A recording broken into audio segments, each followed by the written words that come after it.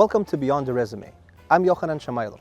In this show, we go deeper than job titles and polished CVs to uncover the real stories, mindsets, and values behind the people shaping the way we work and live. Today, we're stepping into the world of digital entrepreneurship and modern leadership, where remote work isn't just a setup, but a philosophy. My guests are Adomas and Rasa, founders of GrowthByte, a remote-first digital marketing agency that grew from zero to nearly 1 million in revenue in just 2 years.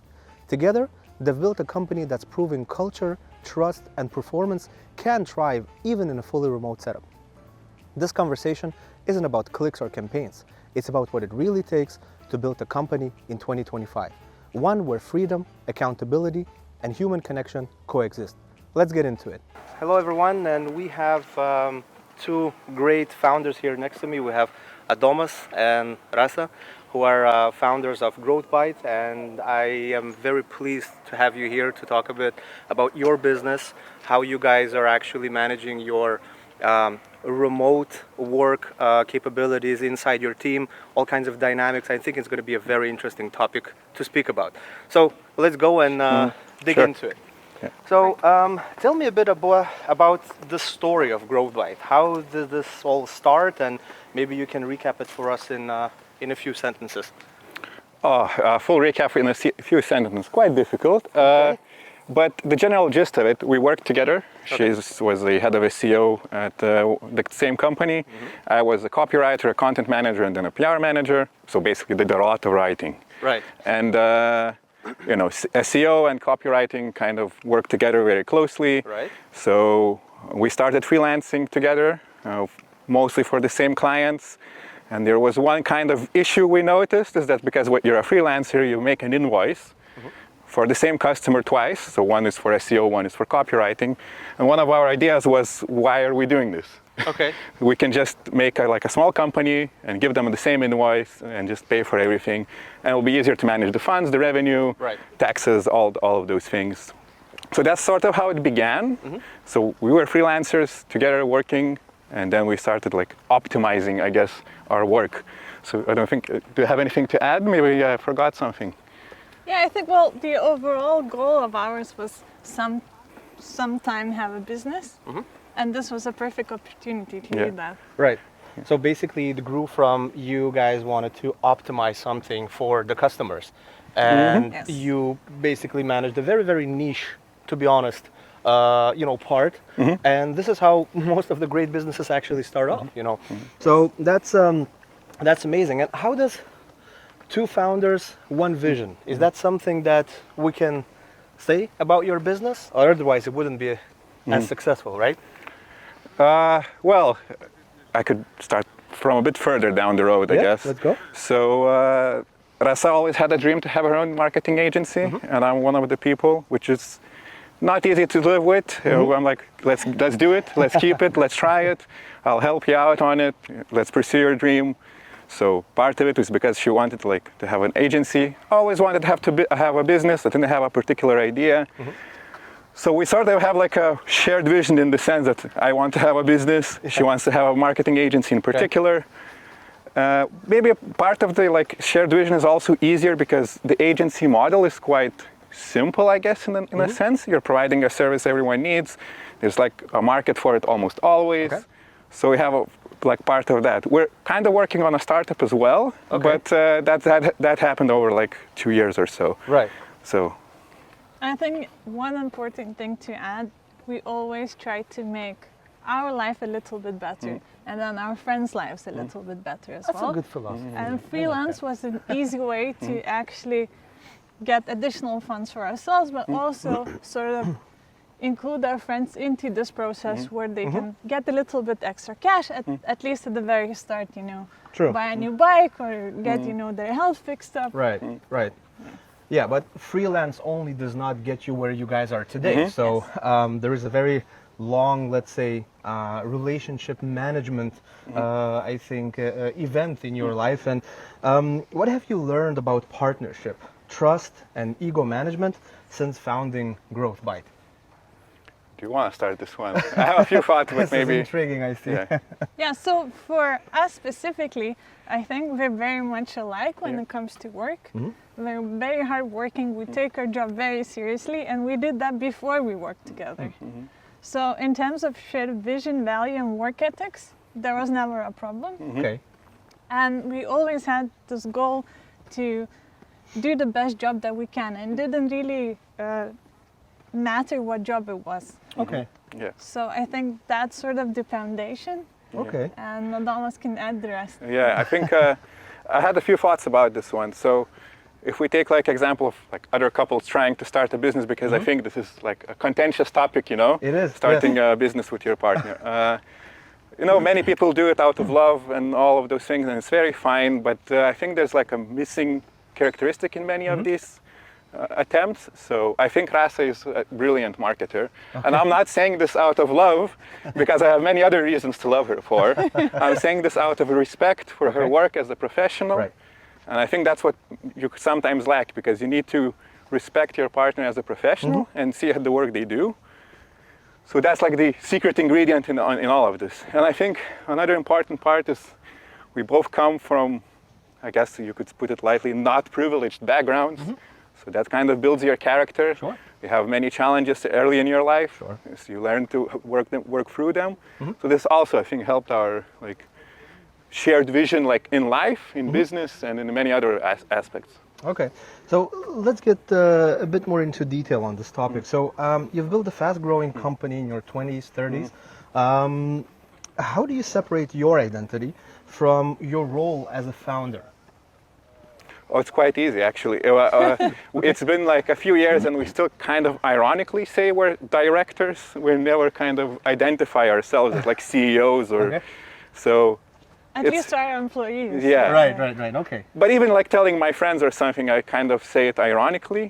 It's sort of, it's not that I don't take the business seriously, but I think there's more to like to the identity. Right. And I think there's like a risk if you start like identifying, oh, I'm a CEO and all of those things. That also comes with sort of a negative aspect. You maybe think yourself better than someone else. Okay. So I try to like avoid this. Right. And we also do a lot of other things in life. So I still study. I study like a philosophy PhD. She also studies business management in a university. So we have a lot of other work. So we You don't. guys have a lot going on.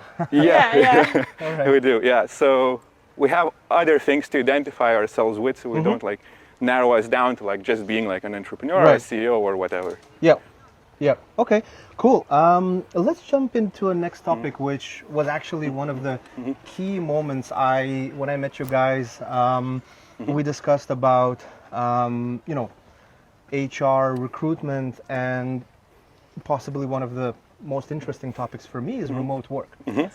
There's a lot of, you know, hissing going around now in the world about, you know, remote work, fully remote work, hybrid, all these kind of terms. You know, at the end of the day, I come from a very commercially driven background, you know, and I have led also a lot of teams globally, especially in key account management, and I know the struggles of motivation, first of all, and this sense of the pulse that is going on in a very dynamic sales team.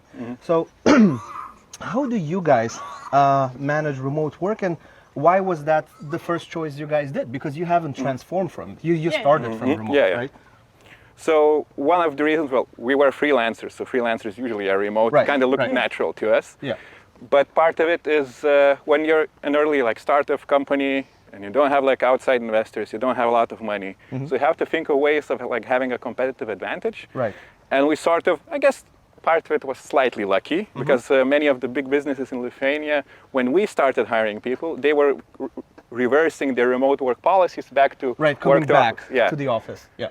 So we gave fully remote opportunities, and that's why some people actually came over to like the company. So it gave us a competitive advantage, and we hired like people we kind of sort of knew. I think you can maybe explain it a little bit better. Yes, so at first, because we really want to nail down our job to be as excellent as we could, Right. we hired the people that we knew already. Okay. So in my mind, especially when you start a business, the margin of error and the chance that you may close down in the first year is very high. Sure. So I thought, how about we hire the best of the best? Okay. And if we do fail, it's not because the team was bad. I see. So we hired the people we know. We hire senior specialists that have more than 5 years of experience in their field. And actually that really worked for us. But obviously for those specialists, you need to bring something extra to the table that usual companies cannot. Right. And that was a remote work. Okay. Yeah. And I would add, Sure. it's not nepotism. We didn't hire friends just because they're friends. No. In fact, it might sound like a little evil, but I know friends I wouldn't hire because they're not good workers. But we know those people, we know their track that's record. life. Yeah. That's life. But we know the people we hired, we know those people, we know their track record, Right. we know how they work. Knowing them was just part of like an informational advantage. I see. Well, look, as ambitious founders, I think that you have ambitions also to scale your business, right? And as any healthy business, scaling is probably on your schedule, probably on a daily basis, and thoughts are there. When we talk about leadership in a remote environment, how do you see this scaling in a fully remote environment in your business? I mean, leaderships through a screen. How do you manage this? I think trust is a big part of it. Okay. Also, we do encourage people to meet quite often. So we have Oh, you do? Okay. we do have team buildings, and some team members come to the office weekly because Okay. they just want that cup of coffee and a Yeah. chat. Sure. For newcomers, we ask them to come once a week, at least during probation, because if you don't hire someone you know and the person is completely new, the enrollment is very, very difficult. Sure. If they don't know anyone and they're too afraid to ask questions. Yeah. So we do put extra effort, especially in people that come in. But overall, in leadership-wise, I think at least our team really feel taken care of. Obviously, I cannot speak for all of them. You should ask them. Right. But yeah, we really put people first. So we do take care of their mental health, physical health as well. Okay. We do weekly training sessions with all the teams. So that's another opportunity for everyone to meet. Physically. Yeah. We have Okay. a physiotherapist, Oh, for the company, Okay. He comes once a week. that's Yeah. nice. Yeah. That's a very nice initiative, actually, because the remote setup, basically, people are most of the time working from their home office. Some might sneak to the beach and work from there. Yeah, we do allow that. Yeah. That's fine, but the Lithuanian weather is not always the best to go to the beach. All right. So I would say Yep. we also promote like physical health and like sports in general very heavily awesome. because we buy like what if a person has a favorite sport or activity, say dancing, the gym, I don't know, whatever you think of as a Swimming. sport, swimming. We buy them yearly memberships wherever they're going, so we entice them to go. Yep. So this is also part of it because at least I personally believe like keeping up with your mental health, Sure. especially as we're nearing 30 and 40, Sure. is quite important. Like just personally, and I sometimes like secretly hope a little bit that whenever they go to the gym and the company like bought them the membership, maybe they think about us sometimes at least once every few months. I So see. like I have this benefit. It's so Right, fun. right. Fun, yeah. If you guys would have to do this all over again, would you still choose remote? And if you would put full remote against, office work, what would be the three main, let's say, values you got out of it today? I think it will be remote first without any questions. Okay. Again, slight definitions, remote first. We do have an office, but no one is forced to work remote. No. You have like the opportunity. But people still choose to work Yeah, from yeah. home. There's right? people Mostly, yeah. who we see like once every 3 months Right, or whatever. right. Yeah. So yeah, we gave these opportunities. But I think for me, whenever someone talks about remote work and like what we got out of it, what's the value, Yep. I've seen how much happier the people are when they Okay. get to work remotely Okay. because again we knew some of these people that we hired and they were working from the office for like at least 3 or 4 days, Right.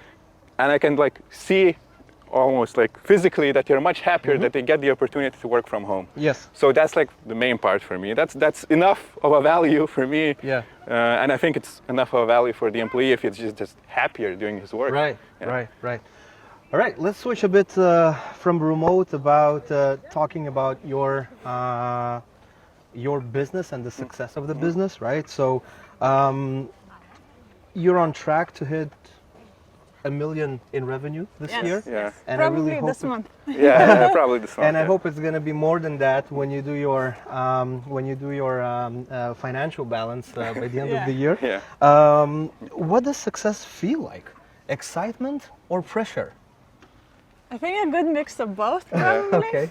So the more you earn, obviously, the more people you need to do the work. And then you kind of got worried that there's not enough work, so you need to get Right. more Yeah, work yeah. and more contracts, and then more people. So it's a sort of a vicious cycle. I think we're more excited, but not in money-wise, rather than people-wise. So Okay. there's Yeah. a lot of things we could do now with extra budget that really could help, benefit our employees. So like Okay. physio classes, sports memberships, Right. team buildings, Okay. equipment, all that sort of stuff. So we can now buy the best equipment for everyone. Where you don't really need to pinch pennies like other agencies and say get the used computer for like 200 euros. Right. Yeah. Yeah. Right. And I think there's like an interesting part of our characteristic which kind of makes us probably fit for entrepreneurship is that we're very stress resilient. So Okay. we don't feel stressed much, whether it's corporate work or anywhere else. But answering your question, we're Yes. also a bit numb to all the happiness. I think many people would be like partying and all of that when they reach $1 million revenue, and we're like, okay, we reached the goal. What's next? Right. Right. So Yeah. why not more? I see. Let's dig into this entrepreneurial part a bit Okay, more. okay. Sure. What's one thing that no one warned you about when starting your own company? Something that really hit you emotionally? I know, I have an answer for this one. Okay. So when we hired our first senior employee, I think we had like a student practice that was unpaid work, I think, by then. Yeah. But we hired our first senior employee who had the salary and all that. So now when we were working together, if the business kind of slows down, okay, we pay each other like a smaller salary, that's fine, we're together, we'll figure it out. Yeah. And now you have your first employee who's getting paid. So now you're kind of responsible for it. And that was like a big hit for me because now I have extra responsibility. I have to ensure that that person who placed trust in me gets enough work so he can pay his bills, keep living. And that person also placed a lot of trust because the company was still small. It was still shaky foundations. It was risky for him to move from his then job, which was secure and all that, to us. And he did it. And it was very stressful for me in that part because I felt responsible for his decision, at least in part. Yeah, and especially because some of our employees, they are the sole income providers in their family. So for me personally, there was extra stress on top of it, just making sure they're fine and their family is fine. Because we knew if something goes wrong, the burden goes a bit further than just us. Yeah. I see. And talking a bit about imposter syndrome, do you guys feel that sometimes a little bit? Can we talk about that a bit? I think SEO is a bit better in that because you never know kind of if what you're doing will work out. Okay. So I'm more of a testing writer, environment. but maybe you have more thoughts in at the SEO part and how you feel. I think we're just constantly living with it. Yeah. Right. Because now, even if the company is doing well, it's just strange for us to tell about that to our friends. Right. Yeah. Because somehow it feels all fake. Yeah. I don't know why, Yeah. but it doesn't feel like we worked hard enough to earn this. So there's always this part. And then obviously our teammates are really nice and they're saying the company will do great. We have full trust in you guys, and if it weren't for you guys, the company would just stop working. Right. So that gives a little bit of feedback and courage to go forward. But overall, I don't feel like I achieved anything great, to be honest. I feel like Okay. we're about to do that. Right. You're just on the ramp of actually, taking off. So yeah, I mean, that's what I said, stress resilient, but a little numb. Yeah. We should be proud of what we achieved, but we never kind of get that sensation of being proud of what we achieved. Yeah. One part is there's always more, you can keep scaling. Revenue doesn't kind of matter, the scaling is much more and the business is much more than the revenue. True. But we kind of can't get that satisfaction of stopping at any point. So we're kind of content, but never satisfied with the end result. I see. Before moving on, Rasa, if you would go back to yourself the same day you guys have incorporated your company and started becoming a company, what would you say to yourself? It'll be fine. Yeah. It'll be fine. Because That's a good it one. was, I felt like a lot of fear and anxiety because I had a really good job before. So Right. it wasn't like my job wasn't working. I was like a junior at some company with a low salary. My salary was really well. I was well respected in my area already. All right. So it was sort of for me a little bit bigger gamble. Just to go do something, Right. especially tell your bosses that you're going on your own. Yeah, it's like a Yeah. leap of faith, Yeah. basically. Yeah, and then Right. proving actually that it works, because everyone Okay. sort of said, you'll come back in 3 months, don't worry, everyone will wait for you. Give yourself another 3 months to recover from your failure and you'll be fine. Right, right. Adomas, we met you guys on a startup event, basically, when Thomas Plantinga was talking about Yes. the success of Vinted, and we had a drink outside, and we met. What would be your message exactly for those, startuppers that are in the inception of their idea? They have a good thing in their hand, they're just afraid to take that first step, and anything else than just do it. A few tips: forget the hype. You may think your product is cool, but Okay. no one will actually care in the business Right. that your product is cool. People buy solutions, not cool things. Yep. And work on the foundations. Don't look for like a quick win, Okay. an easy win. These happen, but that's the business equivalent of winning the lottery. Right. You don't get like rich or whatever you want to achieve by winning the lottery. Right. Work on the business foundations. Work on like good marketing. All of the boring stuff that's hard and boring and no one wants to do it, do those parts first, Yep. and then you'll have the fun later. Okay, okay. Yeah, and I think one thing to add, because Yes, we please. get this question quite a lot, there's no one silver bullet that will No. solve all of your business problems all at once in the first month Right. of you working. Right. Because a lot of founders are like, we want marketing consultation. Can you tell us this one thing that will, help us score like 2 million annual revenue? Right. And there's never this thing. There is no magic pill, there is no Yeah. silver bullet, as you said. Yeah. So Adomas, tell us a bit more about the unique selling point of GrowthByte. I understand there are so many other companies today on the market, especially in Lithuania. What sets you apart from all the others? There's a few things. One, of course, is the HR part we talked Okay. about, remote work, all those things. Hiring mostly senior people. But our main difference is that we don't pick up too many clients. We try to select clients we want to work with. We collaborate with them. Yeah. So our working model is a bit different. We say we work with clients, not for clients. So that means we're closely involved with the business. We'll attend meetings. We'll look over even financial data if they want to. Okay. I've done analysis for these kinds of things as well, which isn't kind of the part of the marketing, but we get so involved in the business Right. because we kind of see it as a more than just doing SEO and all that. Right, right. So that involvement also provides that we kind of provide unique solutions each time. So we do have templates of our work, but it's not like other agencies that you give a template for every time the same for every business. Some junior employee does it, gives the results, and we're done. Right. And the last part, I think, is that we carefully evaluate if the customer understands what they need. Okay. So, for example, we had this one case, a company, a lead arrived, said, oh, this other marketing agency said invest 20K into SEO, it will be brilliant and all that. Yeah. Well said, okay, we'll look into it. Propaganda. Yeah, we'll look into it. We'll see what the data says, because you can kind of review how big the market is and Yeah. what's the Sure. potential. And there was I think 500 monthly volume. So if you get a very good conversion rate, you're getting one customer per month. Okay.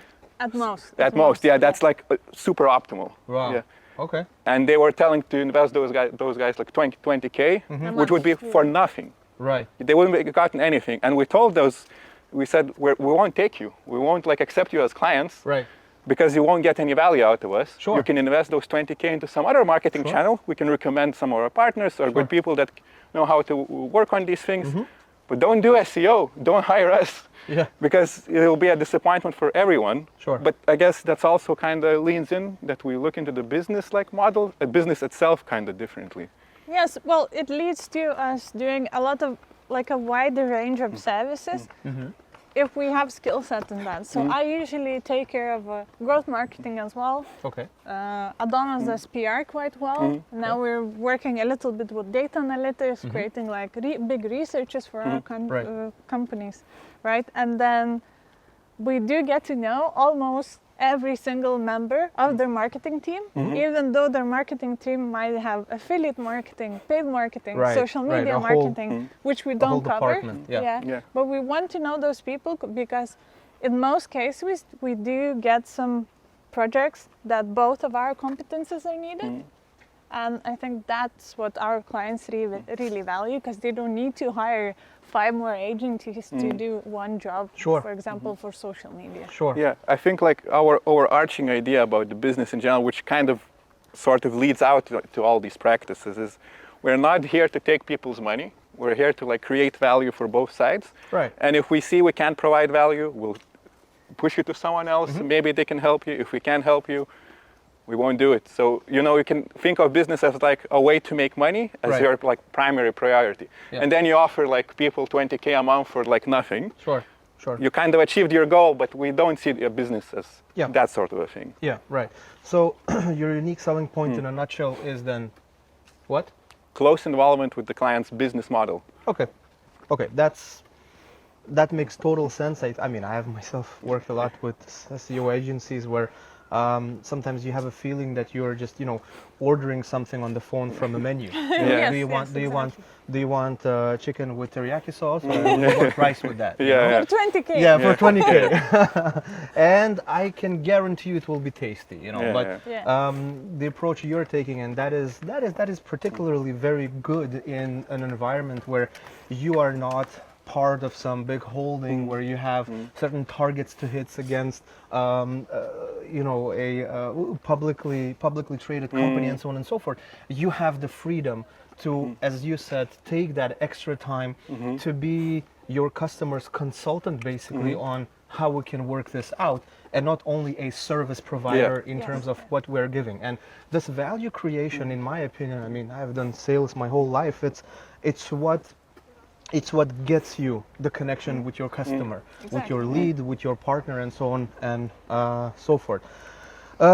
Let's dig in a bit about leadership, because I think this is quite of an important question. You guys are relatively young, I think, and you still have a very big career in front of you. Leadership in the invisible office. Leading remotely means your team doesn't see you daily. How do you project leadership through a screen? I think the most difficult thing was for me to realize that every single person needs a different manager. Okay. Because when you go to these like leadership trainings, usually what they tell you, this is the practice you should do, or this is the way to speak to people. And what I found that every single people needs a different manager at different times in their life. Okay. For example, for someone who's just buying a house, their whole motivation will be extra pay. It doesn't matter like what good conditions the work has. They're only focused on that. You're so correct. And it's perfectly fine. And I think some managers really fight with that, saying, oh, if you care only about the money at this moment, you're not part of the team, so you shouldn't work here. They don't read the room, they don't read the situation. Right? Yeah, so I think we do really adapt to every single person's situation, how they are, what they like, and what they dislike. So again, we do have some senior employees. We don't force them to talk to our clients, because that would be like the worst case for them. Again, if we do have some people that really enjoy people and want to do reports, that's perfectly fine. We do let them interact as well. So we're very flexible in that kind of way. I think that's at least why people really value us. We don't force them to do the things they don't want. Obviously, there's day-to-day tasks that will happen. And that's normal. Sure. But usually we tend to really listen to each other, and we do take feedback very seriously. So, and I can tell you one example, and one of our senior employee waited a year to tell us this. When I asked, is there any aspect of the work that you don't like? And he just said, when you put tasks to me and the end date is Sunday, because I don't work on Saturdays and Sundays, on Friday I think I still have time, and on Monday I'm already late, and that causes me stress.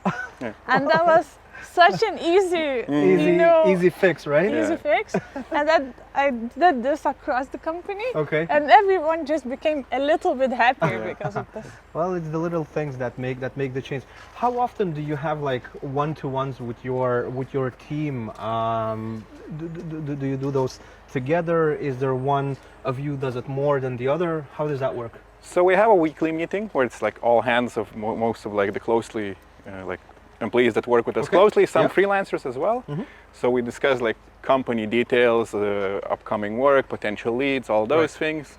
But I think we kind of accidentally, I guess, separated ourselves into like Rasa manages more of the SEO and growth marketing part, and I manage more of the writing, data analysis, and whatever development work we sometimes have part. So kind of there's some employees that are kind of split in the middle. For example, we have an SEO specialist who's also a developer. So what Rasa works with him, I work with him. We can share that person. But I think, and I kind of like can also answer your previous question that way.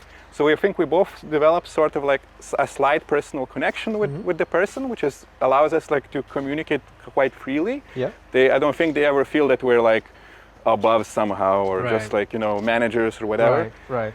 But at least I know back in the company I worked for before, there was a running joke that there's a business Adomas and there's a regular Adomas. So I remember in one of my bad cop Adomas. So I can separate these parts like very well. And I remember like a story from that company is that one of my team members asked me about it, and I said, we can be very good friends. We can talk about like your children, because she had children, and your husband and your life, and it's very interesting to me. We have work to do. So let's finish up our work. Let's see what goals we have to achieve. We do those things, and we can have a beer or whatever we want, and we can talk about these things. So we get like a lot of feedback through these personal connections, because people aren't afraid to tell us anything. But we also like kind of get that business part also done, because they know like it still relies on doing good work. Sure. So it's and you're 100% right, and that's mainly one of the things I have applied in throughout all of my career. I was the work hard, play hard boss all the time. This is what I know. I know when to turn on, as you just said, the business Adomas and then the playful Adomas, right? And when you have a mix of those and you are very aware of that, and you on demand can actually switch on and off and let your team feel that, look, when it's time to do work, when it's time to start grinding and doing actual work, you have to do it, and there is no excuse for that. And sometimes in between, you can take a joke here, a joke there, and look at, let's say, some deadlines for less prioritized tasks a bit through the fingers and say, okay, you know what? It's fine. Don't worry about it.